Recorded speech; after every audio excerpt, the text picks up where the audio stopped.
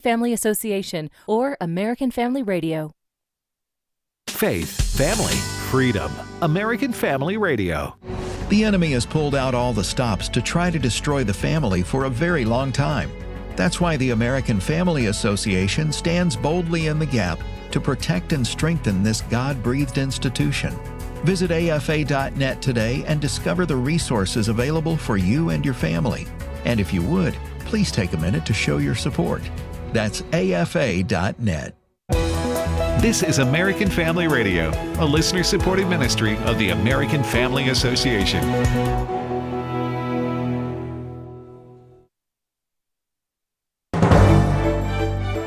American Family News, I'm Rusty Pugh.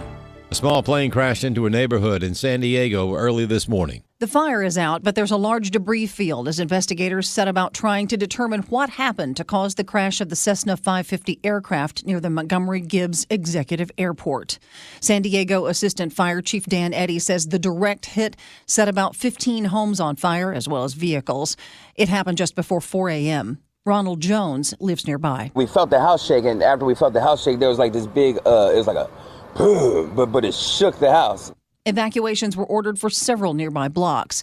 The FAA says the number of people on board the Cessna is not yet known. Tanya J. Powers, Fox News. D.C. police apprehending a terrorist who shot and killed 2 Israeli embassy staff members at an event near the Capitol Jewish Museum Wednesday night. The terrorist opened fire on a group of 4 people as they were leaving the event, yelling, "Free, free Palestine," after he was arrested. Mike Huckabee, the U.S. ambassador to Israel, calls it outrageous. And when I see what should be educated European nations like the UK and France and Canada go after Israel, I just want to say to them, do you not remember how you won World War II? They're upset because Israel is trying to free hostages out of Gaza, trying to get them from the hands of Hamas. The reason that war has gone on so long and so many casualties is not because of the Israelis or the Americans. It's because of Hamas. We need to know who the real enemy is. And we've got a lot of ignorant, idiotic people who don't seem to understand the difference between right and wrong. Yoni Colleen witnessed the shooting. He says the irony is that the people who were killed were there to talk about ways to help people in Gaza. The event was a really special event, bringing together about over 30 embassies or staffers from 30 embassies from around the world, in addition to young professionals. And the conversations were about how can we work together with Muslim, Christian, and Jewish groups to bring aid into Gaza. And so the irony of this violent, horrible crime is that we were trying to find logistical solutions and humanitarian solutions to actually help people. A big non-decision at the Supreme Court this morning. Shannon Bream reports it has to do with charter schools in Oklahoma. What it means is there's really no decision on this issue. The question goes unanswered. What happened was the court, without Justice Barrett as part of this, deadlocked 4-4. And literally the paper that comes out as the opinion says the court is equally divided. And that means the lower court decision stands. What the Oklahoma State Supreme Court had decided was that these charter schools, religious in nature, cannot take part in the public funding or the system of public charter schools. So this applies only to that decision then there in Oklahoma. This issue very much could come back to the court. There's no opinion explaining their decision. I would be very surprised if this decision or this topic doesn't come back to the courts, because this push to make sure that religious schools can take part as charter schools is happening all across the country. A federal civil rights complaint has been filed against Fairfax County, Virginia Public Schools. The complaint was filed by Defending Education, saying Fairfax County schools have a long-standing race discrimination. Sarah Parshall-Perry, Vice President and Legal Fellow at Defending Education. This is fairly significant. In fact, we discovered that Fairfax County, which is the 9th largest school district in the country, so that gives you an indication of its size, paid DEI staff, these are obviously diversity, equity, and inclusion staff, specifically related to race essentialism and race-based programs in public education. It paid those staff a total of $5.7 million to implement radicalized policy that literally took federally funded benefits and distributed them on the basis of race. That, says Perry, is unconscionable. It is unconstitutional. It's a violation of the Equal Protection Clause, as the Supreme Court's just reminded us. And it's a violation of Title VI of the Civil Rights Act, which guarantees that any federally funded program will be neutral and will not discriminate on the basis of race, ethnicity, or national origin. I'm Chris Woodward. The political climate in America has changed. We've been given a reprieve, and we have to work together to take advantage of that momentum and effect even more cultural and spiritual change. We can rebuild America. The American Family Association is working to do just that, and when you join with your support, it helps maximize the impact. As our thanks, we'll give you a DVD of biblical financial advice from Rob West called Biblical Stewardship. Please visit afa.net and get started today. Welcome to Today's Issues, offering a Christian response to the issues of the day. Here's your host, Tim Wildman, President of the American Family Association.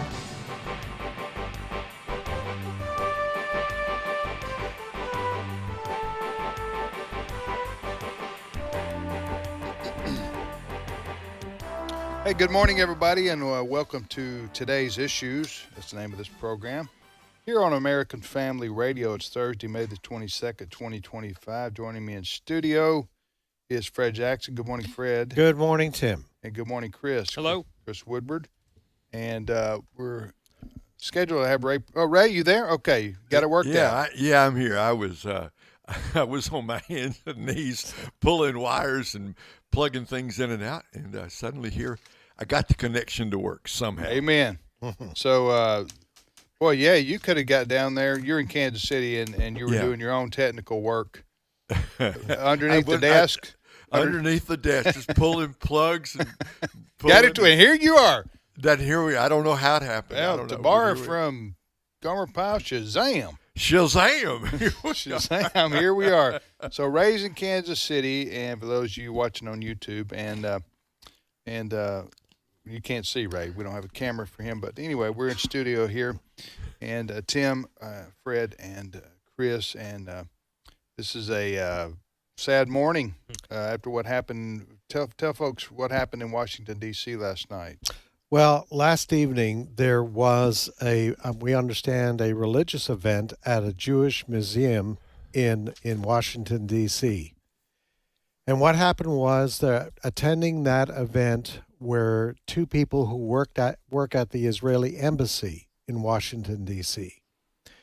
These two individuals, and we found out later they're a couple that were about to get married.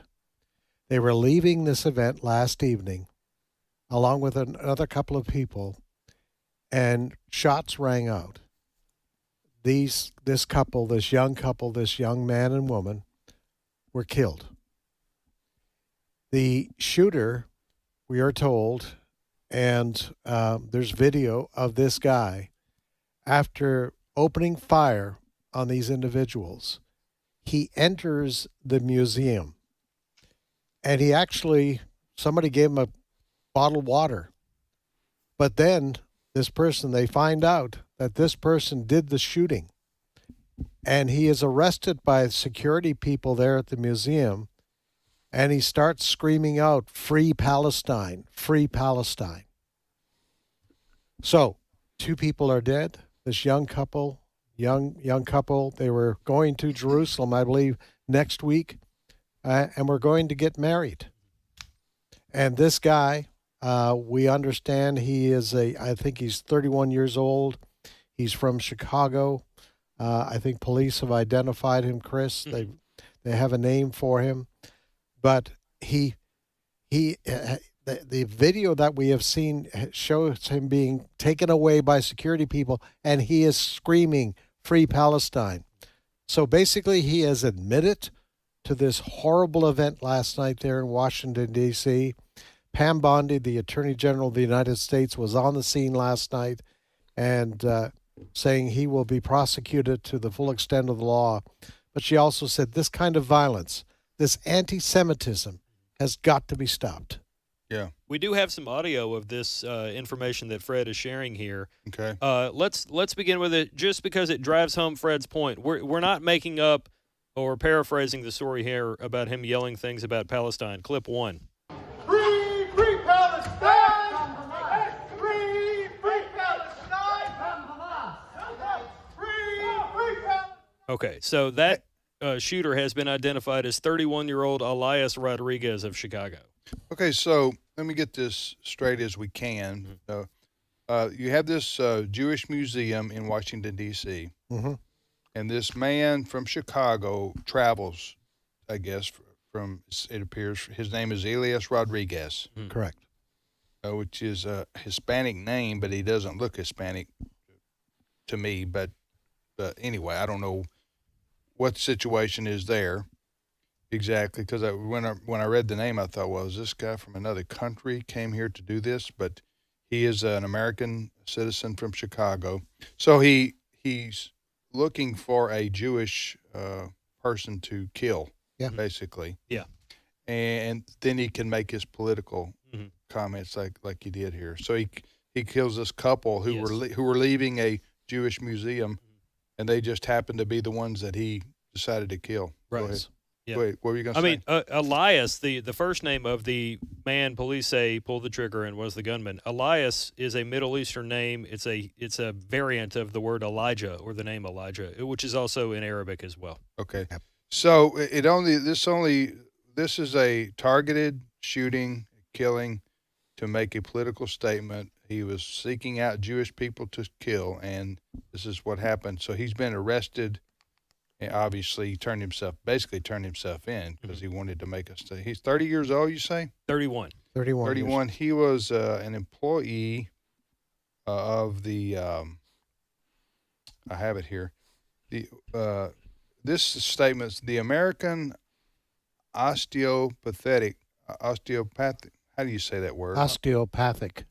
The American Osteopathic Association joins with the American Osteopathic Information Association to express our profound sorrow in response to the tragic shooting deaths of these two Israeli embassy staff members outside the Capitol Jewish Museum in Washington, D.C. on Wednesday evening.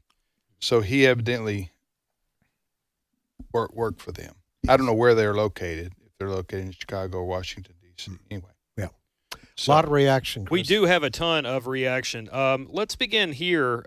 We mentioned Pam Bondi a little bit. By the way, Judge Janine Pirro, who many people know from Fox, is actually now she works for the federal government as a prosecutor. She's going to be the prosecutor over this case, and that was announced by Attorney General Pam Bondi. But I want to play a little bit of audio here, and we do have a lot of sound at our disposal from Americans and Israelis. Let's begin here. It's audio of a former Israeli diplomat by the name of Danny Dayan, if I said his name correctly or the name correctly. And the diplomat says here, while this type of terrorism happens every day, you never get used to it. Clip 3. We are used to terrorism. Just a few days ago, a young Israeli mother was assassinated on her way to giving birth in a maternity hospital. So unfortunately, we are used to shocking attacks of this kind. But when you see the picture of these two young persons, a young man and a young woman that were about to be engaged, he was about to propose to her a marriage in Jerusalem next week. It's really heartbreaking. You can't get used to this kind of terrorism. Now, talking about this kind of terrorism, our new ambassador to Israel, Mike Huckabee, friend of this program and the ministry, he was on Fox and Friends this morning, and he says a lot of this terrorism is being aided by the growing number of anti-Semitic incidents in places like Europe and here in the U.S. as well. Clip 6. This is an outrage, and when I see what should be educated European nations like the UK and France and Canada go after Israel, I just want to say to them, do you not remember how you won World War II? They're upset because Israel is trying to free hostages out of Gaza, trying to get them from the hands of Hamas. The reason that war has gone on so long and so many casualties is not because of the Israelis or the Americans. It's because of Hamas. We need to know who the real enemy is. And we've got a lot of ignorant, idiotic people who don't seem to understand the difference between right and wrong. It shouldn't be that complicated. That's Governor Mike Huckabee. Yeah. He's an ambassador, who our ambassador now to Israel. Ray, any thoughts on all this? Well, it is a despicable act of terrorism. Ambassador Huckabee called it idiotic, ignorant, idiotic people who don't understand. In a way, Fred, this is a continuation of what started on October the 7th, 2023. It's yet one more baseless attack on the Jewish nation, the Jewish state, the Jewish people. It's terrible, and I hope that this man gets whatever the maximum penalty is. I hope this man gets it. Yeah. Mike Huckabee there in that piece of audio we just played made reference to the UK and Canada, and what he was referencing is that earlier this week, the brand new Prime Minister of Canada, the UK, and also France sent a joint letter to Israel, basically saying, Israel, you're at fault in this. You have to stop this war against the Hamas terrorists. Now listen, no one is arguing that it is horrific, the number of Palestinian civilians being killed. But Mike Huckabee and others have pointed out this war should never have started. It was started by the Hamas terrorists that run Gaza. This war could be over today if Hamas terrorists surrendered and gave up the remaining hostages. Israel would stop this right away, but the mainstream media and the far left in this country, we've seen these protests on our university campuses, and I think Mike Huckabee used the term idiots. And these people, this guy, last night, you heard him say, Free Palestine. Let's be very clear about this. Gaza was run by Hamas terrorists before they attacked the Israeli citizens on October 7th, 2023. They were free. Gaza was run as a free territory under the Hamas terrorists. But the Hamas terrorists carried out the massacre on October the 7th of at least 1,200 Israeli men, women, and children. This could all be over if Hamas surrendered. So what Huckabee is saying, what others are saying, stop blaming Israel. Israel has, what country would want to live next door to an area run by terrorists who are out to kill you? And again, when these university kids say Free Palestine, and when this guy last night said Free Palestine, they're not talking about, West Bank. They're not talking about Gaza. They're talking about let's get rid of Israel. It's from the river to the sea type thing. It is, exactly. So that's what they're talking about. They hate Israel. They hate the Jewish people. Yeah, I think this is going to go on till the Lord comes back. I think you're right, Tim. This has been going on for a long, long time. I'm talking about anti-Semitism in particular. You look at what Adolf Hitler, but even back to it goes way, way, way, way, way back. Yeah. And okay, there's a belief system that these Hamas type thinkers, these kids on campuses in America, and these folks who say, Free Palestine. So so this is both spiritual, we can talk about that, and this is political. Yeah. All right. The political reason for this happening goes back really to the founding of Israel itself, 1948. And ever since that time, this piece of property, this land, if you will, the land of the Bible, was basically under the control of the British. Mm-hmm. I wish Ed were here. He has, and you do too. You guys may understand this better than I do. So after World War II, the creation of the nation of Israel by the United Nations, oddly enough, which now is very anti-Israel. Mm-hmm. But it was a place to create as a homeland for the Jewish people. Well, immediately the fighting began because the Arabs who were living there already, the Muslims, they didn't want the Jews coming in. And so, it just, am I right, Ray? Just immediately. That's right. That's right. That's why Ben Gurion, wasn't he one of the leaders of the Jewish people early on? Ben Gurion, yeah. Right. So they've always had to fight for that land. From day one. Day one. From day one, they were attacked north and south and east and west, so to speak, Arab armies coming from every possible direction. And I think it was a miracle of God. I think a providential miracle of God that the Jews survived in 1948. Yes. Again in 56. Yes. Again in 67. Again in 73.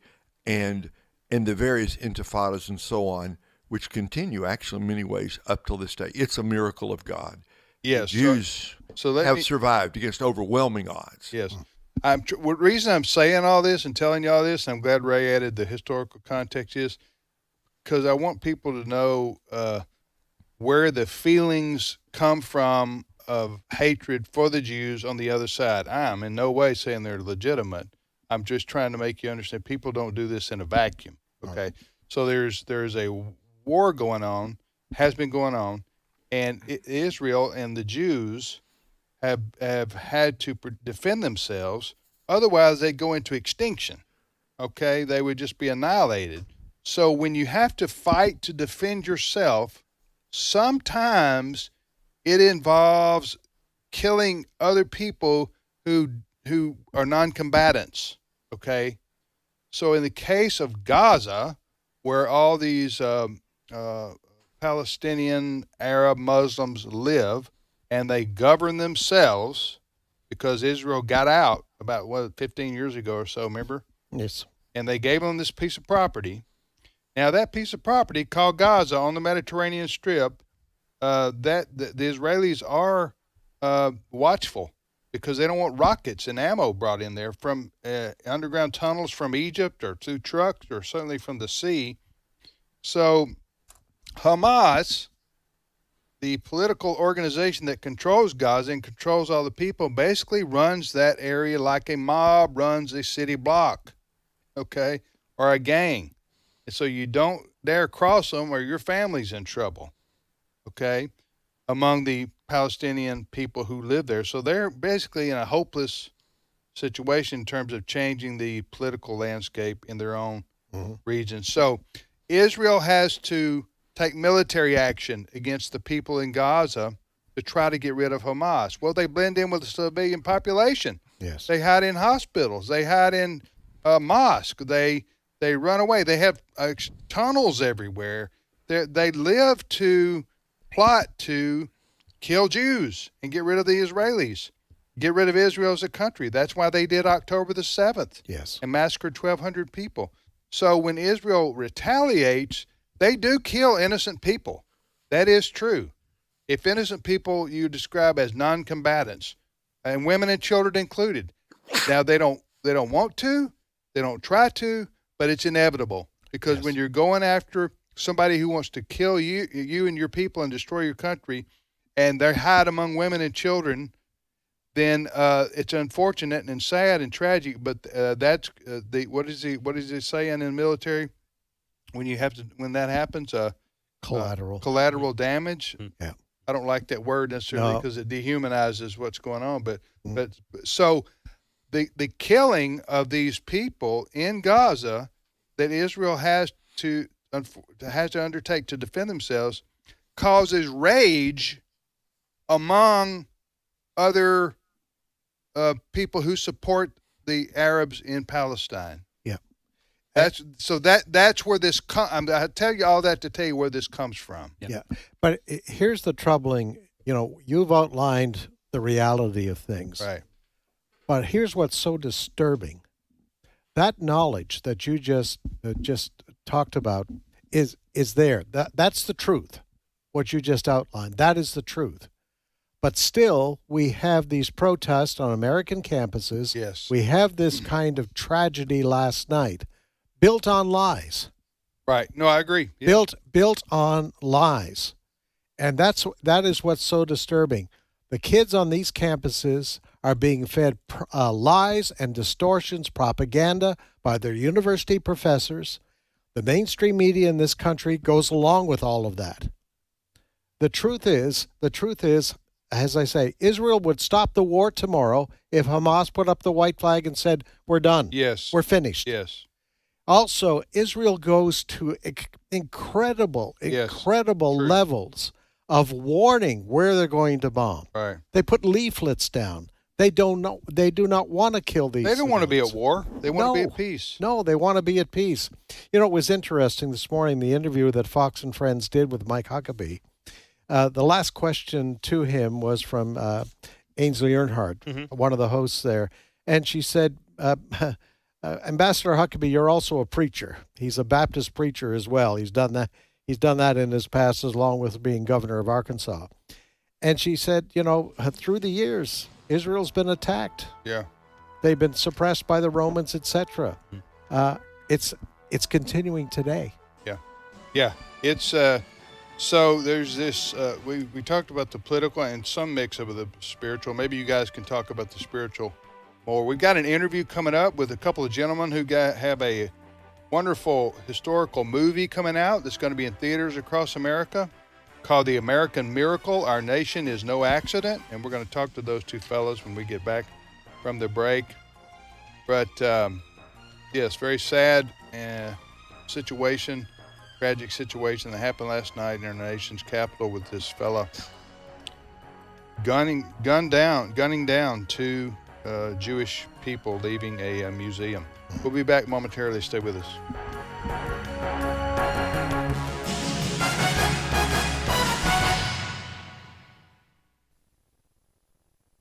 It's my turn. Here is your host for My Turn, Don Wildman. Once there were two farmers. One farmer was a devout Christian man. He was honest, fair, always helping anyone who needed help. The other farmer had no use for the way of the Galilean. He cheated, lied, stole from his neighbors. His one sole objective was to make $1. How he made the dollar wasn't important, just that he made it. There was also a local newspaper editor who was a very dedicated Christian man. He made it a point to try to lift up the good news in his paper, to urge people to be fair and honest in all their dealings. Once he wrote an editorial about the virtues of the Christian life. He told his readers how much richer they would be if they followed Christ. The farmer who had no use for Christianity read the editorial. It was the middle of September when the editorial appeared. The farmer cut out the editorial and saved it. Now both the Christian farmer and the non-Christian farmer had large crops of cotton in the field. Both of them depended upon their cotton crops for the largest portion of their income. So both watched over and cared for their cotton with utmost care. However, when October came to an end and the crops were all gathered, the farmer who had no use for religion had twice as good returns from the same amount of land as did the farmer who treated people fair and honest. Taking the figures from his extra good crop and those from the Christian farmer's very poor crop, the dishonest farmer sent the editorial back to the newspaper editor, along with a letter explaining the stupidity of the editorial. October has ended and the accounts are closed, he wrote. I did far better than my Christian competitor. You and your God are stupid and silly. Well, sometimes it happens that way. The evil prosper while the good suffer. There are many cases on record of just such a situation. It is true that the rain falls on the just and the unjust, and many times it falls on the unjust farmer while it misses the just farmer.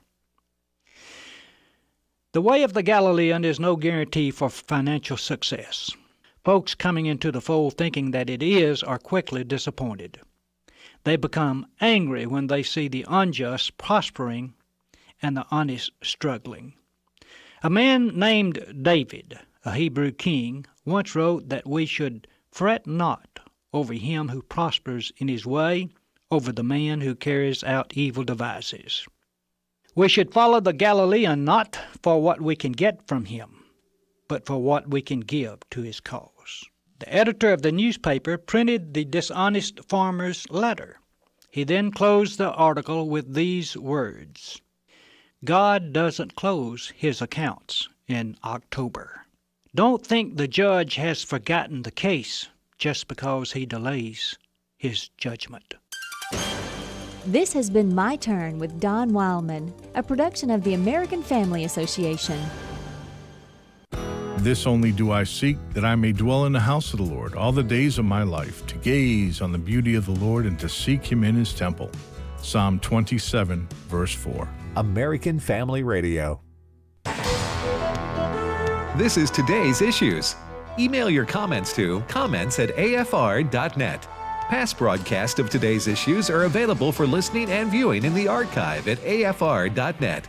Now, back to more of Today's Issues.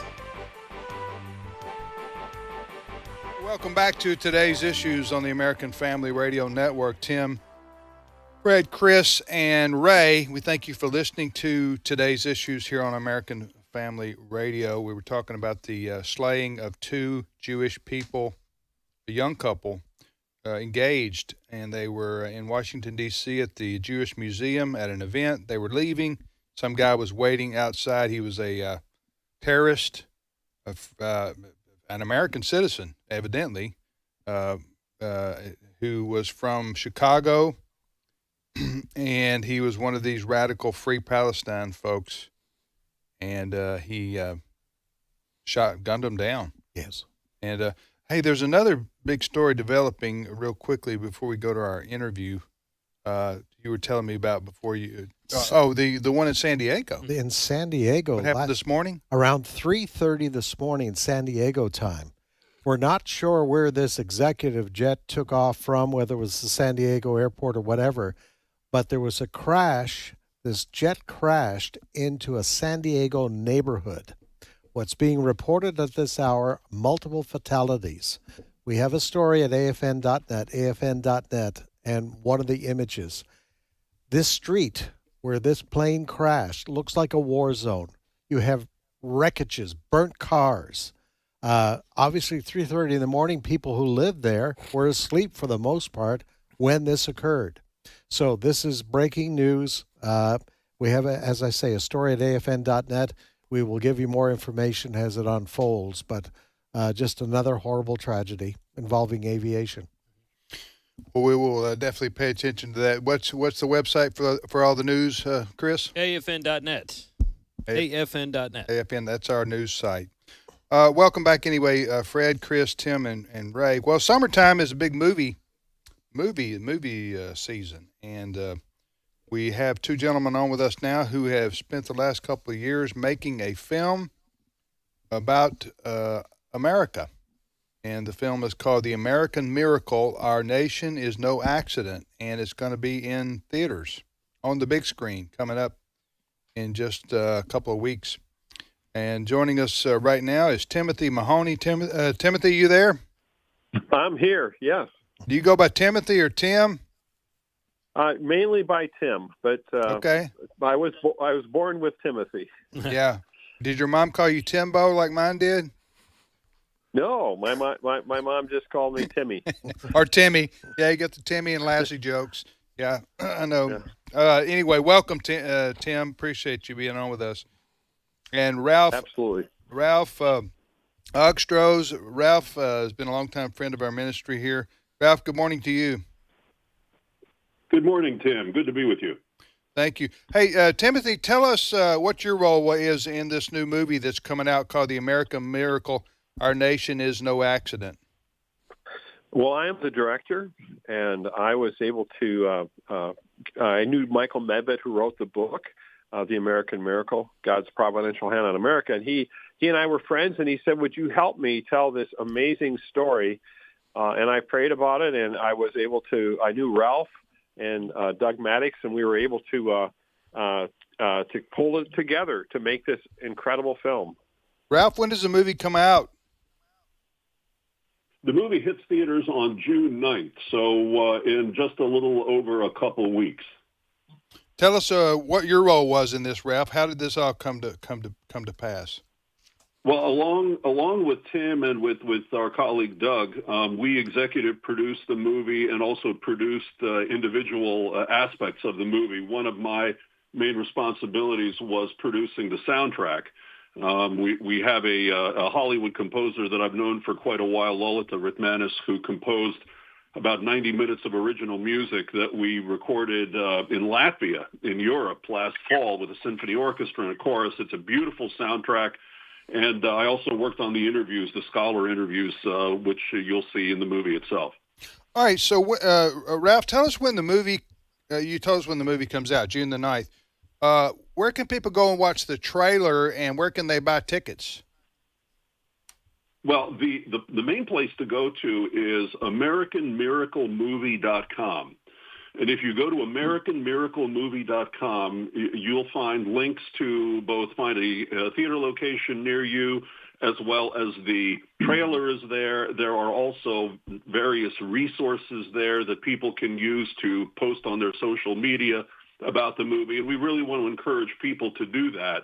The Patterns of Evidence Foundation is presenting this movie. It's a nonprofit 501c3. So we're hoping people will come out and support this movie so that we can do and make more movies like this in the future. So AmericanMiracleMovie.com is where everyone can go to get more information and find out where in their area they'll be able to watch the movie. Timothy Mahoney and Ralf Augstroze are our guests. They are executive producers and director of the movie The American Miracle, Our Nation is No Accident, which is coming out in theaters. So you want to go see it in the theater on the big screen on June the 9th. What is the give us the essence, if you will, Timothy, of the American? When the movie's titled The American Miracle, what is it? What does that mean? Well, a lot of people don't know this story, but God's providential hand, in other words, the presence of God, people observed it being involved in George Washington's life, and we're going to be showing and telling the forgotten story, as it were, of the miraculous protection over George Washington. And then we're going to be showing and telling the story of times when he was in battles where bullet holes went through his clothing. Oh, yeah. Horses were shot out from underneath him, and God miraculously spared him for a purpose. And then we see that purpose would be coming to be the leader of this nation. And we're going to be seeing battle scenes with the British where miraculous things happen with storms that came in and prevented the British from attacking. A fog would come in and prevent and allow George Washington to escape. We're going to be showing the Delaware crossing. And then we lead to, well, what was this battle all about? And it was about the Constitution. And we're going to show you, in some ways, the battle that happened to bring that about. And it's an amazing film, speaking of God's miraculous hand on this nation, and it's an important film for today. Ralph, where'd you find your actors for this movie? We worked with both a casting agent, but also with actors that each of us had worked with in previous projects. So, we had Pat Boone, who plays the elderly Thomas Jefferson. We have Kevin Sorbo, who plays the young, relatively young Thomas Jefferson, who's the President of the United States. Nicole C. Mullen, who many people will recognize as a very well-known contemporary Christian artist, one of the most successful there is. This is her first dramatic acting role, and she surprised all of us. She knocked it out of the park. What an amazing actress she is. We also feature one of her songs that she recorded some years ago called Freedom. She's re-recorded it and rearranged it for the movie. So that song appears in the movie as well as the symphonic and the choral soundtrack. So Rachel Day Hughes is in the movie, who was in I Heard the Bells a few years ago, a movie that came out around Christmas. So there's Cameron Arnett, James Arnold Taylor, great, wonderful actors who were very interested and excited to be a part of this huge project. Who picked the actors, Timothy?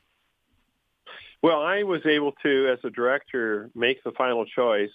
Okay, stop right there, because I sent my demo in. Oh, you did? Yeah, okay. I did a screen. I did a reading like y'all wanted me to, and you solicited, and I sent it in, and never heard back from you. And I don't know what happened there. So I'm glad I got right to the top to find out why y'all turned me down on this. Yeah. So well, I have to tell you, there's more films coming, so you have a second chance. Okay. There's always a Betsy Ross project. Well, I was going to play Ben Franklin. I've always wanted to play Ben Franklin, and it doesn't look like I got the chance in this movie. All right, I'm just kidding, folks. So, pardon me. So, Ralph, again, tell folks where they can go and watch the trailer and buy tickets. Can they find, is there a place on there that they can see, okay, the movie's going to be shown at this particular theater where I live and that kind of thing? There are two ways of doing it. Fathom Entertainment is distributing the movie, so they are distributing in theaters nationwide across the country, over 1,000 theaters. So I'm sure that people can find a theater very close to them, if not the theater that they typically would go to. They can go to Fathom Entertainment's site to see what other movies Fathom is distributing, including The American Miracle. But the best place to find out exactly where The American Miracle would be at AmericanMiracleMovie.com. So that would be the place to go. I could add to that. Yeah. You can put your zip code and city in there, and it tells you where the theater is if it's nearby. Oh, that's awesome. So spell out. We need people to spread the word. Yes, absolutely. We want people to be aware of this movie and to let their friends know, especially as we approach the 250th anniversary of our nation next year. This movie is getting everybody in the mood and up to speed and excited about this great anniversary we'll be celebrating next year. Yeah. Timothy, go ahead and give the website again, if you would. AmericanMiracleMovie.com. AmericanMiracleMovie.com. And you mentioned the name Ben Franklin. And we have an amazing Ben Franklin in this film, and he has a call to prayer that is like none other that I've seen. And some people would say Ben Franklin had a call to prayer, and he did, and it was recorded, and we filmed it. And it's a message. This film is a message to the nation right now about not forgetting God. Yeah. And I think that's the reason why people need to see this film. Well, if you guys will get back in touch with us, maybe the day before, the day of, we'll have you, one or both of you, back on again because, but we wanted everybody to know about it now so people can be looking forward to it and get their tickets. June 9th, The American Miracle is the title of the movie. American Miracle, Our Nation is No Accident. It's June 9, 10, 11. And previously, I made the Patterns of Evidence films, and so they might remember me from that. Yes. But this is another pattern of evidence of God acting in history. Yes, absolutely. Gentlemen, we got to go, but we thank you for all your work, and we will pray for you in this effort, and we look forward to good things happening with the movie. Thank you. Tim, thank you. Keep up the good work at AFA, and we look forward to your support on this film. Yes, sir. Thank you. All right. Thank you for those two fellas. I watched the trailer this morning. Yeah. Production level is out of this world. It's absolutely Which amazing. may explain why they didn't call me back. Next time, Tim. Well, you were up. It was either you or Pat Boone. Yeah, or Kevin Sorbo. Kevin Sorbo. That's what it came down to, right? Yeah, he had a little bit more muscle mass, and I think was the reason. Listen, I got to run. I got one of my. Ever how many grandchildren I got? I got one of their. A bunch. I got a bunch of grandkids, and I got one of their end of the school year awards. Deals. Yeah. So I got to run out of here. You're doing the granddad thing. So I'm going to turn it over to you guys. All right. And wish you the best the rest of the show. Thanks. All right. Very good. Very good. Hey, listen, want to go back to our top story in case folks, Chris just joined us. Yes. Just horrible tragedy outside a Jewish museum last night in Washington, D.C. 2 employees of the Israeli embassy who happened to be attending an event there. They were leaving that event, and a guy, the suspect, now been arrested, opened fire. Some people said they heard at least a dozen shots, but this couple who were they were engaged to be married. In fact, I'm told they were going to go to Jerusalem next week and be married. They were shot and killed. This guy's been arrested. A lot of people talking about this, Chris, and we talked a little bit a while ago about Mike Huckabee, who is now the U.S. ambassador. Mm-hmm. He is on site. He is there in Jerusalem right now, but he was interviewed this morning. And one of the questions he was asked, I found very interesting by one of the Fox hosts, is that, Israel has been under persecution for hundreds of years. Yeah. And he had an interesting response. It's a thing of biblical proportions, which is what's going on with Israel right now. So let's have a listen to Ambassador Huckabee once again talking about from the biblical perspective. Cut number 7. Well, he made his decision 3,800 years ago when he told Abraham that they would be a people unto himself in a land unto themselves. And for that length of time, there have been those who have tried to crush them and kill them and annihilate them. Right now, they're under threat. All of us who live here are under threat. I just came out of the shelters 3 hours ago from a Houthi missile that was fired toward Jerusalem. Thank goodness an Arrow rocket was able to intercept it and keep it from coming down on top of us.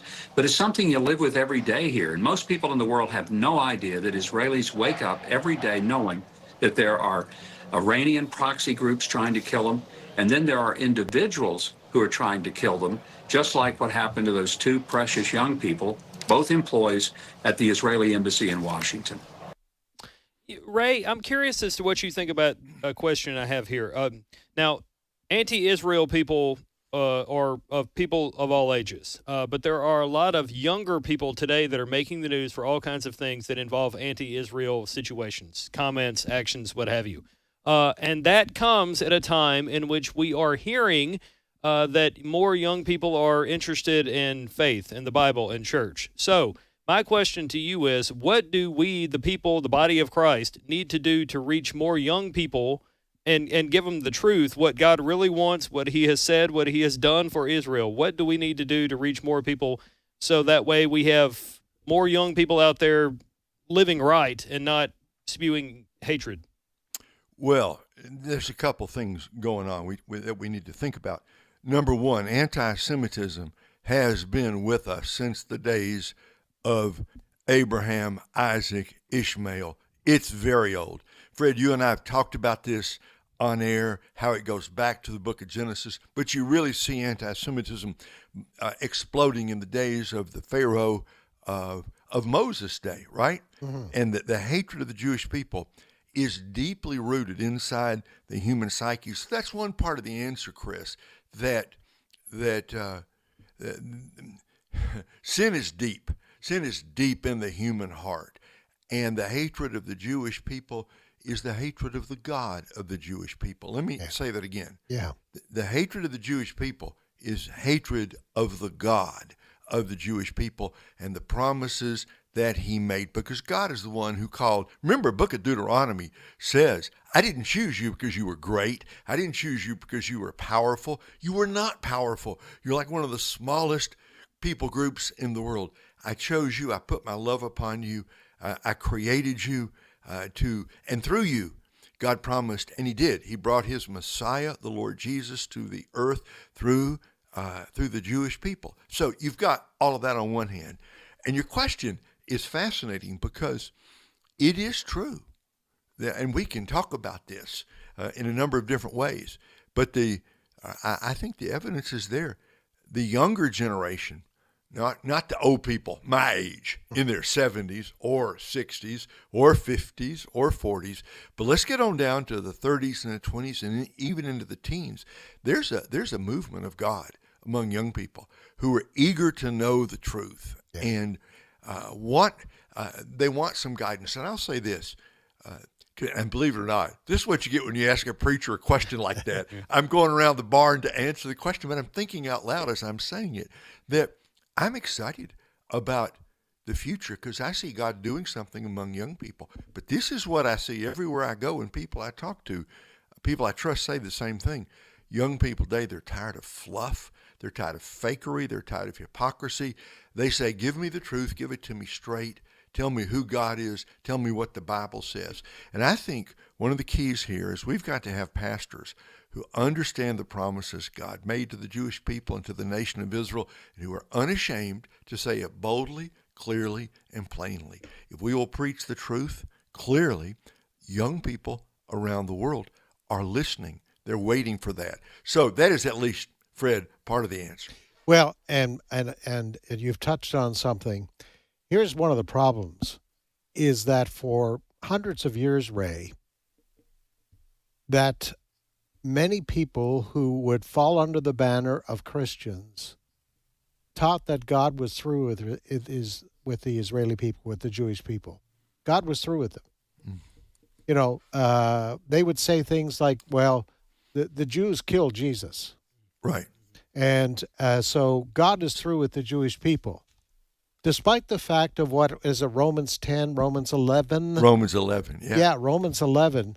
Paul made it very clear. Can you talk to us a little bit about what Paul said in Romans 11 that addresses this thing that God is through with the Jewish people? Yeah. Look, he made a metaphor, if you will, in Romans 11. He talked about that the natural olive branches have been taken away, and the wild olive branches have been grafted in you. And you say, what does that mean? Well, he's talking about the promises. The promises God made to Abraham became true in the coming of the Lord Jesus Christ. But those promises included a future for the nation of Israel. And Paul's point is, you Gentiles, don't get the big head. Okay, it's a loose way of saying, don't get the big head and think, well, it's all just about us. And Paul says, no, understand, if he took out the Jewish people and put the Gentiles in, he can put the Jewish people back into his plan anytime he wants. And Paul's point is, he's going to do that. Yeah. In the last days, I would say it this way. I think, Fred, the greatest revivals in history are not in the past. Yes. Greatest revivals, not the first Great Awakening, not the second, not the Layman's Prayer revival. I think the greatest revivals in history are dead ahead in front of us as we rush headlong into the last days and the coming of Jesus Christ. And my friends, Jews are coming to Christ in record numbers around the world. But as they say, you ain't seen nothing yet. That's right. Yet, and it goes to Revelation chapter 7. Yes. And this is you talk about future events. Yeah. That God is going to have 140,000 witnesses. And that chapter is so clear. 12,000 from each of the 12,000 tribes, 144,000 witnesses, 12,000 from each tribe. And the tribes are mentioned.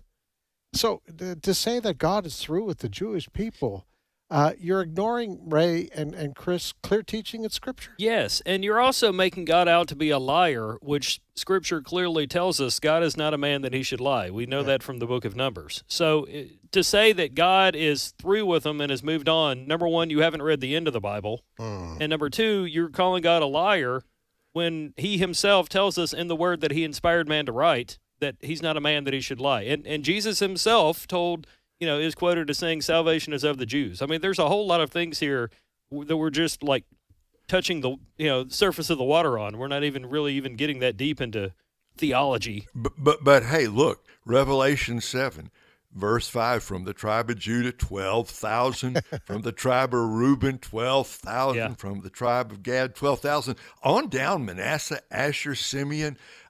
Today, it's hard to understand who would be in the individual tribes because the centuries have passed, but God knows. And I know some interpreters, guys, they like to say, well, the sealing of these 12,000 from each of the tribes, this is some kind of symbolic picture of the Christian church. No, that's that's not possible. No. If words have any meaning, Gad means Gad, Reuben means Reuben, Manasseh means Manasseh. God's got a plan for ethnic Israel in the future. And as somebody said, in the days of the tribulation, God's going to turn loose 144,000 Jewish Billy Grahams around the world, and untold multitudes are going to come to faith in Christ. Would it help you, Ray, and other ministry leaders if the people getting Sunday school lessons prepared for this weekend or in the weeks ahead, or maybe even pastors praying about what it is that the Lord would have me do on Sunday nights and Wednesday nights for the special kind of series messages? Would it help you if they put together lessons or sermons on what does God say about the Jewish people? Listen, we need that. In light of what happened, the terrible thing that happened in Washington, D.C., we got to teach our people God has a plan for the Jewish people. He always had. He does. Our Lord was Jewish. The Christian Savior is the Jewish Messiah. God loves the Jewish people, and multitudes of them are going to embrace Jesus as their Lord and Savior in the last days. Yeah, notice how Ray said is the Jewish Messiah, not was. Yeah, right. Because he ain't dead. Absolutely is. Absolutely. Excuse my Southernism. All right.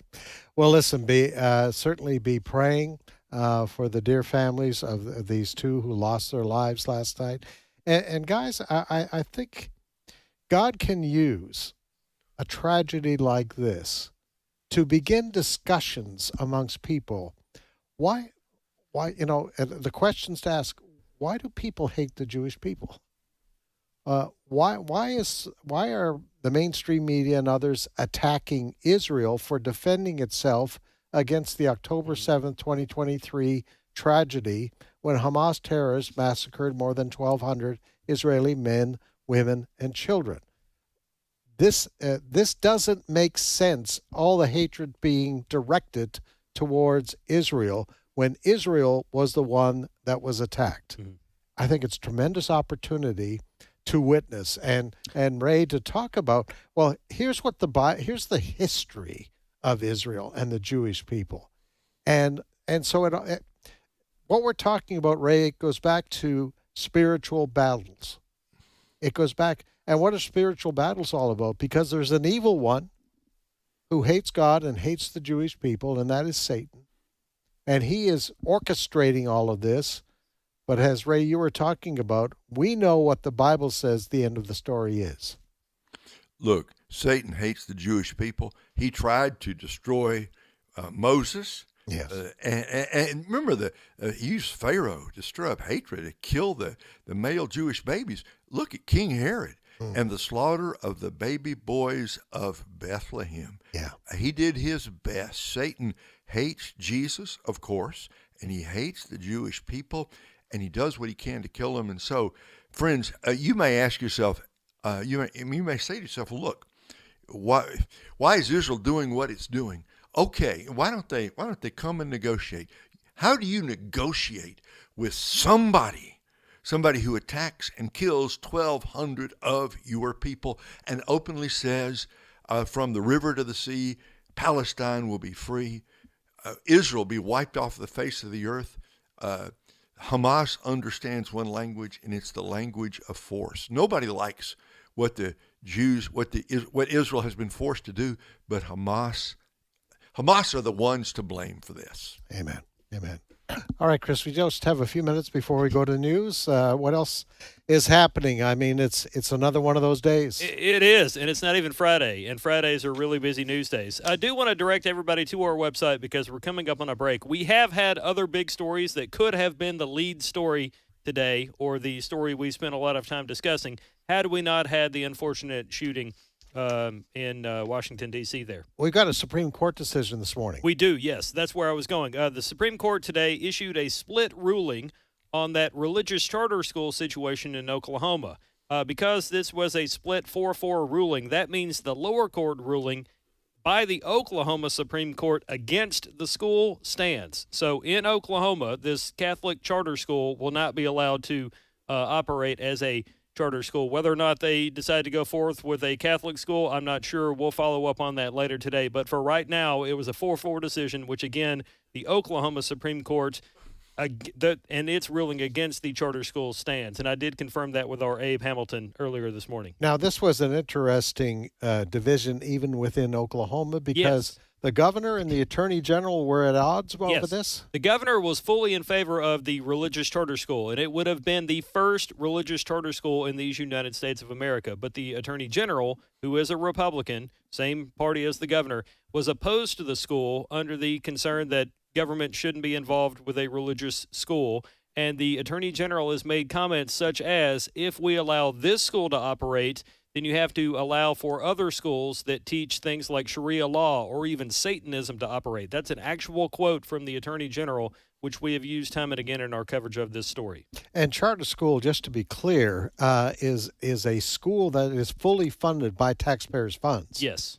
So you can kind of see, and Ray, the concerns perhaps that the Attorney General had that once you put this in place, then other religious groups could come along and say, like an Islamic school, we want to be fully taxpayer funded. So we'll see where this goes. There are legitimate arguments on both sides. And if people want to know how come the court split 4-4, it's because Amy Coney Barrett recused herself, evidently because she had some kind of connections with one of the lawyers on, one of the sides there. Yeah. So that's why it's unusual, Fred, for to end up a 4-4 split on the Supreme Court. Yes. All right, we've got to take a break for news. Chris, thank you very much. Thank you. Ray, you and I will take a little break. We'll be back, and Steve Jordahl will be joining us. As I say, there are stories we didn't get a chance to talk on in the last hour, and we're going to get into those stories when we come back. Right after the break, you're listening to Today's Issues. Don't go away.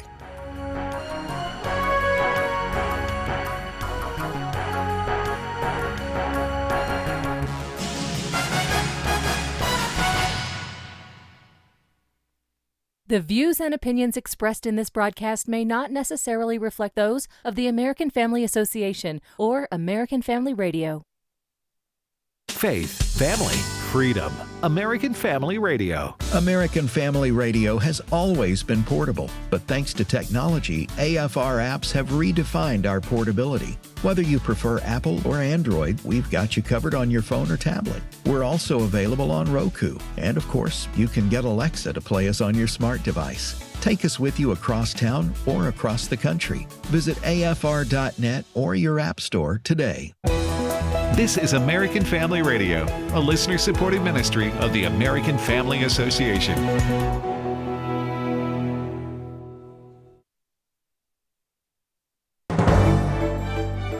American Family News, I'm Rusty Pugh. The House voted to pass President Trump's big, beautiful budget bill this morning. House Republican Conference Chairwoman and Michigan Representative Lisa McClain praising her GOP colleagues for their hard work in passing the bill and President Trump for his vision and leadership. A unified Republican conference with phenomenal leadership. And this Republican conference works as a team. Officials in California providing an update on a small plane crash into a neighborhood in San Diego early this morning. Assistant Fire Chief Dan Eddy says first responders quickly moved to fight the fire. We were able to work with San Diego PD, evacuate homes across the region as we came through here and evacuate everything to the south of us. We were able to knock down those fires. At this time right now, we are able to say that no one was transported from the scene. So we don't have anybody that was transported off the scene, which is great news for us on this one. It is not known how many people were on the plane. A man who shouted anti-Jewish slogans has been arrested for killing 2 Israeli embassy staffers who were leaving an event at the Capitol Jewish Museum in Washington, D.C. Wednesday night. David Spunt has the latest. There are really 2 tracks right now. There's this investigation going on. Authorities are questioning the suspect, trying to track down all leads, trying to figure out exactly what led up to this shooting last night. Yaron Lashinsky and Sarah Milgram both were soon to be engaged. Both worked for the Israeli embassy in Washington. Both lost their lives after police say a 30-year-old from Chicago shot and killed them. Yaron Lashinsky's father spoke to our colleague Trey Yingst in Israel, says the 2 were soon to be engaged. Yaron wanted to bring her to Israel to meet the family before he proposed. He told Fox News, quote, "They were in love, one for the other. The embassy told us they were like a star couple at the embassy. I never expected something like this. He had his whole life before him." The Supreme Court is split on a case out of Oklahoma regarding funds to Catholic charter schools. Shannon Bream in Washington says Justice Amy Coney Barrett has recused herself from the case. There's really no decision on this issue. The question goes unanswered. What happened was the court, without Justice Barrett as part of this, deadlocked 4-4. And literally the paper that comes out as the opinion says the court is equally divided. And that means the lower court decision stands. What the Oklahoma State Supreme Court had decided was that these charter schools, religious in nature, cannot take part in the public funding or the system of public charter schools. So this applies only to that decision then there in Oklahoma, but I would be very surprised if this topic doesn't come back to the courts, because this push to make sure that religious schools can take part as charter schools is happening all across the country. Texas Governor Greg Abbott has more to say about a potential Islamic development near Dallas. AFN's Robert Thornton has more. Epic City continues to be a topic of discussion in the Lone Star State. It's a planned 402-acre development northeast of Dallas, which would include 1,000 houses, a mosque, an Islamic school, and retail shops, among other things. The Dallas Morning News says that last year, some members of the East Plano Islamic Center, one of the largest mosques in North Texas, formed the for-profit entity Community Capital Partners to manage the Epic City project. Some are concerned about Sharia law, and others are concerned that it will discriminate against those people that are not Muslim. Governor Greg Abbott was a guest on Fox's Will Cain Show. He said construction has not started. When you develop a large tract of land, you don't just immediately start turning dirt. You go through the promotion process and then the permitting process, and those are areas where Texas has stepped in to put a stop to this. In the promotion process, what we found are allegations of illegality. Regarding building permits, he said the Texas Commission on Environmental Quality says no authority exists for any construction project to go forward if a decision is made to proceed. There is a cease and desist order by a state agency, as well as alleged violations of the Texas Fair Housing Act. And then in addition to that, we have the Texas Attorney General, as well as now the United States Department of Justice, all conducting investigations to ensure this project is stuck dead in its tracks. I'm Robert Thornton. More news online at afn.net. And download the AFN mobile app for your Apple or Android device. I'm Rusty P. If we lose this cultural war, we're going to have a hedonistic, humanistic society. Discover the story of the culture warrior Don Wildman and how he went head-to-head with Hollywood, Playboy, the homosexual agenda, and the Disney empire. The movement Don started paved the way for Christians to boldly stand for truth and righteousness in a hostile culture. Watch Culture Warrior today for free. Visit culturewarrior.movie. Today's Issues continues on AFR. And we are back to this Thursday edition of Today's Issues. Fred Jackson here, along with Steve Jordahl. Steve, good morning. Good morning, everybody. And Ray Pritchard in Kansas City. Good to have you guys with us. If you're wondering what happened to Tim had to go to a graduation ceremony, I think, for one of his grandchildren. One of those things this morning. So he's doing the good granddad thing. Thank goodness. Thought it was me. There you go. Well, I tell you what, it's another busy news day. The big stories we've been covering so far today, the tragedy outside of that Jewish museum in Washington, D.C. last night, where two employees of the Israeli embassy were shot and killed. There's a guy arrested. As he was being taken into custody, he was screaming, "Free Palestine." So it seems to be yet another incident of gross anti-Semitism that we are seeing across this country. The guy will be prosecuted. The Attorney General, Pam Bondi, was at the scene last evening saying this guy will be prosecuted to the full extent of the law. We also have a tragic event in San Diego overnight, 3:30 this morning. An executive jet crashed into a neighborhood. They say there are multiple fatalities there. It looks like a war zone. And the Supreme Court decision this morning with regards to that proposed charter school, Catholic charter school in Oklahoma. Supreme Court went to a split decision, 4-4. Amy Coney Barrett had recused herself in that case. And so the lower court decision stands, which means that charter school will not go forward. But there are other stories. You know, back, was it a month or so ago that the Ukrainian president was in Washington, D.C.? Mr. Zelensky. And we had on camera, live, a verbal...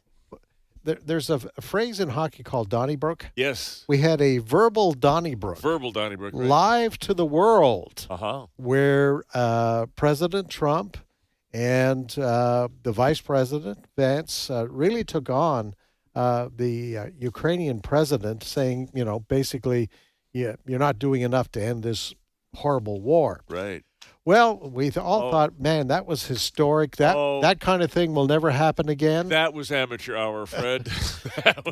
All of that to say, there was another Donnybrook of sorts, Steve, yesterday. Oh, my goodness. In the Oval Office. Tell us about that.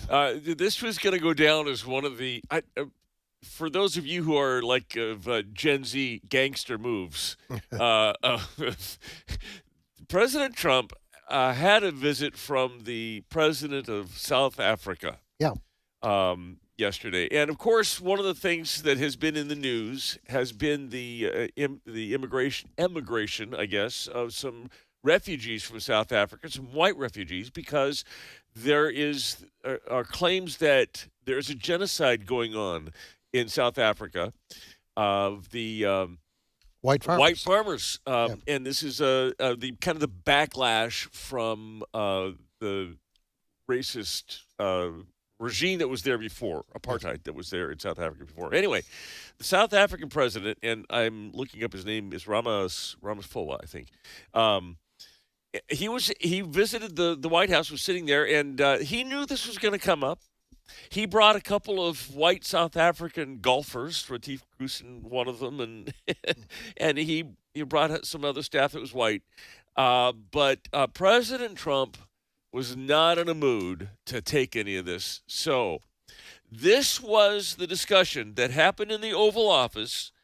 You're going to hear the South African president, and then you're going to hear Donald Trump, and then you're going to hear something that I probably think is going to live in the brain of the South African president for years to come, that he will shudder every time he hears the phrase, dim the lights, cut 11.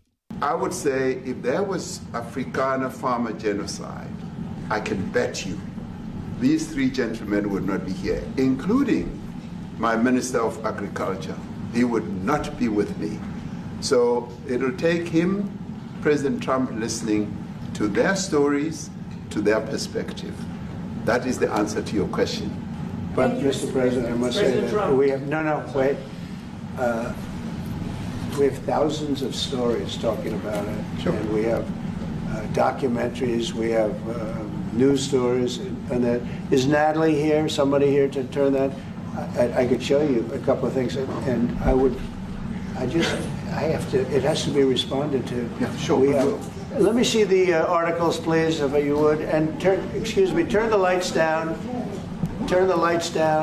and just put this on. It's right behind you, Johan. There's nothing this parliament can do. With or without you, people are going to occupy land. We require no permission from you, from the president, from no one.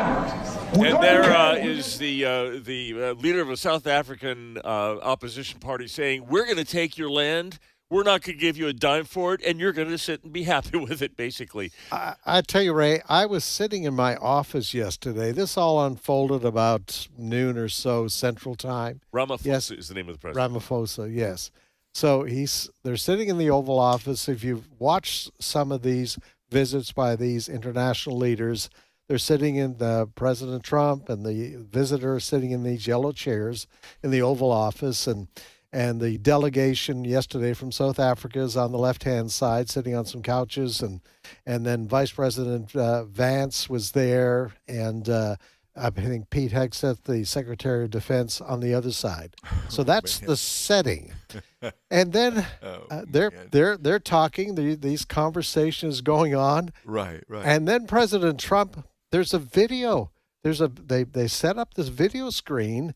And so while President Ramaphosa of South Africa is trying to say, hey, it's not really as bad as what you're hearing about white farmers in South Africa being killed, then the video begins to show, and one of the images in this video was a roadway in South Africa lined by crosses, and the crosses represent white farmers who have been killed in this.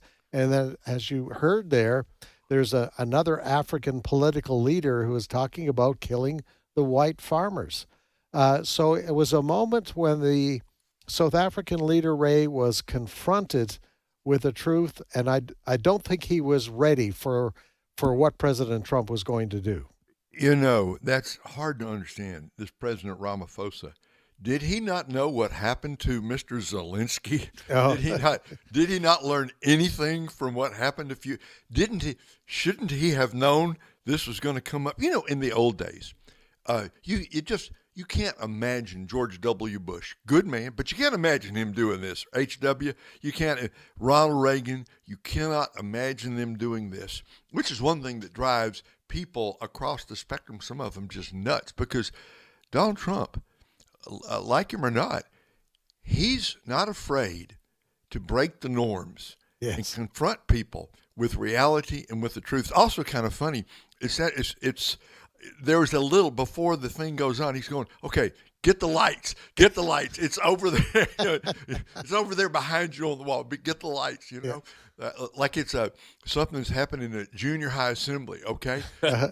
But God bless President Trump, because the president of South Africa, his only answer seemed to be, this can't be true because these men wouldn't have come with me if it were true. He did not have an answer for the road with all the crosses beside it. Had no answer. I thought it was a defining moment that President Trump is not going to let these bad actors come into the White House and pretend everything's okay when it's not. There is a story that is told by somebody that was actually in the room. I didn't bring the audio in, but it is Donald Trump, and he's negotiating withdrawal from Afghanistan, and he's negotiating with the Taliban.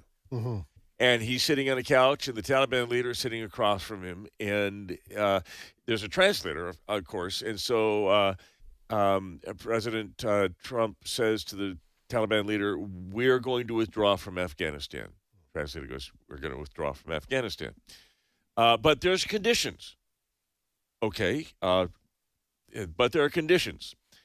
Tell him that if he hurts the one single hair out of an American, if one single American is hurt, I'm going to kill him. And the translator looks at him and goes, tell him. So he says, okay, Mr. President says, if you harm the hair on one single American, he's going to kill you. At which point, Donald Trump pulls out a picture, a satellite image of the Taliban leader's home, hands it to him, and walks out of the room. We know where you live. Exactly. Sleep well, buddy. This guy, and he said, you know what? Not a single American was killed in Afghanistan until the disastrous withdrawal under Joe Biden. I'm told by folks who have worked in other administrations, these kinds of things happen behind closed doors. But with President Trump, it's all out there. He's not going to hide this at all. And it's going to be interesting to see. If I insult you, I'm going to do it in public. Yeah. If I threaten you, I'm going to do it in front of the whole world. Yeah. And it was interesting. Vice President Vance and Secretary of Defense Hegseth, they were sitting on the couch there and they were smiling like, listen, the whole world has just seen this. You know what else is pretty gangster? You know what else is pretty intense? You know who President Trump had standing behind him on behind the couch he's sitting on? Elon Musk. Yes. Elon Musk, who's a white South African, who's now an American citizen, there were some pictures of him, and one of the pictures was captioned, "This Musk looks like he's about ready to jump across the couch and strangle the South African president from the look on his face." Now, it's interesting because the mainstream media does not like this narrative of the genocide in South Africa, that anything bad could happen to white people, that white people are being given any kind of privilege of immigration to this country. And it may be the fact that there are reporters and they just weren't paying a whole lot of attention, but an NBC reporter decided to in the midst of all of this. Okay, they're talking about a genocide. They're talking about the death and killing of thousands or hundreds at least of farmers and the appropriation of farmland without any compensation. And NBC thinks it's a good time to ask this question. Cut 12. The Pentagon announced it would be accepting a Qatari jet to be used as Air Force One. What are you talking about? What are you talking about? You to get out of here. What does this have to do with the Qatari jet? They're giving the United States Air Force a jet, okay? And it's a great thing. We're talking about a lot of other things.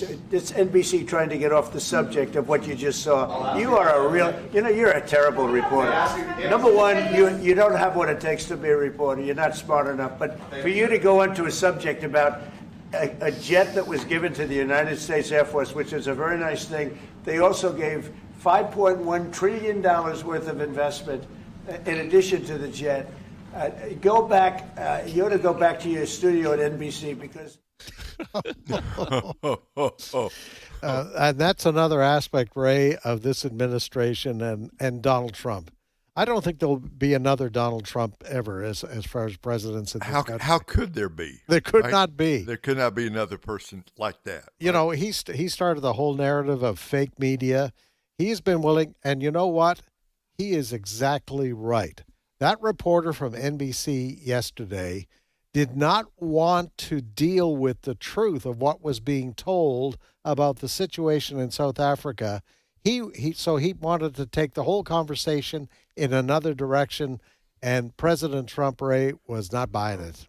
You know, we use the expression "clean your clock," and that reporter got his clock cleaned on national TV for the world to see. So the rest of the media didn't get scolded in the White House, but there was apparently a memo that went out from D.C., the Democrat National Headquarters, to all of the mainstream media outlets, and it's interesting. When this happens, there's a phrase or a word or something that usually pops up, and you can tell it's coordinated because everybody's using the same phrase or word. Listen to cut 13. The tense confrontation, President Trump ambushing the president of South Africa. Up next, another Oval Office meltdown. President Trump ambushing the president of South Africa. President Trump is being accused of conducting something of a diplomatic ambush of South Africa's president in the Oval Office. Felt like an ambush in there, kind of like the President Zelensky meeting in the Oval Office. This was an ambush. Nothing could have prepared him for this multimedia ambush. What started as, to some degree, an ambush. Well, Katie, I mean, it was an ambush. Ambush. Ambushed. Ambush. An ambush. Ambushing. Ambushed inside the Oval Office. I don't know. Did you hear anything, Ray, that was consistent throughout that? Was there something about an ambush? Did I hear the word ambush? You might have. For you. Evidently, the memo went out, and everybody was instructed, use that word. Yeah. But, you know, guys, it is more evidence of where the mainstream media and where journalism is, for the most part, in this country. These reporters, NBC, CBS, CNN, whatever the case may be, I think it is Pew Research has done some surveys through the years. 90% of the reporters vote Democrat. Oh, at least. And I'd be surprised if it's that. The discipline, right. The discipline in news journalism is gone. It is gone. They have become political activists, which explains so much, Steve. And I know we've been covering stories, and it's been out there, this new book that's put out by Jake Tapper about, the White House lied to us about the condition of Joe Biden. That's not true. It was their job, as was the American people saw it in the last couple of years of Joe Biden, but they were willing to try to hide the mental deterioration of Joe Biden. And now that you've got this guy at CNN who's written this book, like, we really didn't see it ourselves, and they're blaming the White House for trying to hide this, when in reality, hey, Fox News, they reported on it the whole time. As did we, by the way. And we did as well. And so it is just... Is it any wonder why, Ray, when the polls are being taken about trust in mainstream media, it has absolutely plummeted. Absolutely plummeted. Well, people don't trust the government. They don't trust the media. They don't trust the establishment news sources. And I think if you graph it, it was rising anyway. But once the pandemic and COVID-19 hit, I think the level of distrust of the government has been, and our leaders. Mm-hmm. So are we surprised that we were lied to about Joe Biden's health? No, not at all. I think it's sad to say, Fred, we've almost come to expect that of our leaders. You know what's sad about the Biden story, Steve, is, and some people are digging into this now, is that his wife, Jill Biden, she had to know this. She had to see this in her husband. And if the story is true that he's been diagnosed with an aggressive form of prostate cancer, she had to know this. I've heard the term elder abuse thrown out several times, heard it thrown out several times with regard to her.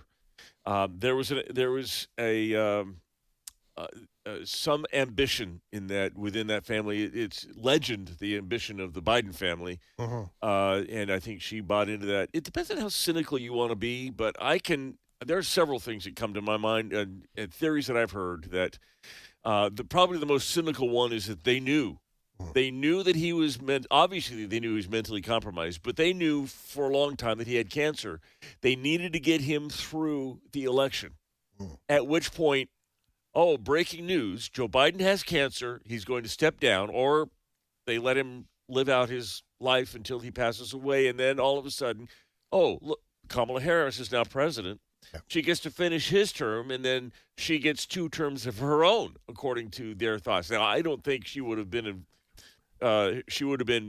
within the first week shown to be not have the capacity to be the president. So she would have had 2 other terms. But there's a thought that this was the plan all along. They knew, they had to know, and that they were just trying to get to the first woman president. And the June 2024 debate, Ray, it was sent by God. It had to be, because they could no longer lie about his condition. That was the worst performance by a major presidential candidate on the debate stage I think we've ever seen.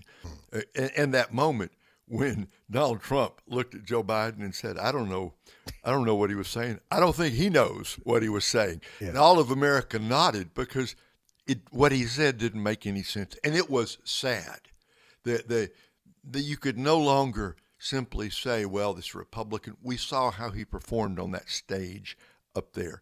It was awful. Yeah. Apparently, Steve, in this book that Jake Tapper has put out, is that he talks about, he was one of the people hosting that debate last June. Jake Tapper. Yes, he was. Yeah. And he wrote a note to the producers when they saw how Joe Biden was failing mentally right there on the stage live before America. And was it Dana? Dana Bash. Dana Bash was also there. I think she wrote, Joe Biden just lost the election.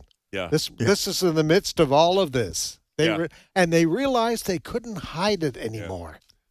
Yeah. And it is amazing to see Jake Tapper go around and act. I mean, he's selling a book, so he's got to do something. But to act the part of, I didn't know, it's not very credible. Yeah. Anyway, we just got a few minutes left. You got something else for us? Yeah, let's talk about artificial intelligence. Did you know, folks, if you are sitting out there, mom and dad, and your son or daughter is home from school for the summer, and you want to keep them involved, you don't want them sitting in front of the TV all day, so you get them a reading list. Here's some books we want you to read, right? Well, an author has helpfully published a list which was reprinted in several large, important papers, like the New York Times. I think it was the Philadelphia Inquirer was one of them, and big newspapers. Big newspapers, and we found out the Chicago Sun-Times was another. We found out something about this. This list. Yeah, listen to Cut 14. This summer reading list ran in multiple national newspapers today. But when people started actually reading it, they noticed something very strange about the actual text. For example, it promotes a new book by author Andy Weir, the guy that wrote The Martian, called The Last Algorithm, and it has a whole plot summary here. The problem is, this book doesn't exist. 10 of the 15 books on their summer reading list for 2025 don't exist. And you already know why. It turns out the author used AI to write it, ChatGPT or something similar. So readers all across the country are hearing about a new book by Percival Everett called The Rainmakers. This book will never arrive. 404 Media actually interviewed the guy who wrote the list named Marco Buscaglia, who admits he uses AI to write his articles but says he normally checks these things. This time this one just slipped through. You know, the entire article. AI did not care. If I let my dog drive my car and the dog drives the car off a bridge, the headlines should not say, dog crashes car. I crashed the car when I put the dog at the wheel. I made the mistake. The entire future hangs on whether or not we will hold people responsible for what the AI does. Yeah. Well, Ray, we can tell people anything that Ray Pritchard has written has not been written by AI. That's exactly right. And think about that, Fred. You're saying there were 15 books on the list. and 10 of them were completely made up, fictitious books. Amazing. How is that possible? What was Chat GPT thinking? I don't know, but I did hear about the new book from Ray Pritchard on the book of Hezekiah. So I'm looking coming forward out to that next one. week. That's right. From Check Phantom it out. Publishers. All right, guys. Great to be with you today. And thank you, Steve. Thank you, Pleasure. Chris. Good to be with you. And also, Ray, hope that you have a great weekend. Thank you, and you too. All right. And keep writing. And your website is what? KeepBelieving.com. KeepBelieving.com. Right. None of it is AI. It's just all our stuff. Guaranteed. Come check us out. Guaranteed. All right. And thank you to our producer, Brent Creeley. All right, folks, more great programming ahead here on American Family Radio. Don't go away. We'll see you again real soon.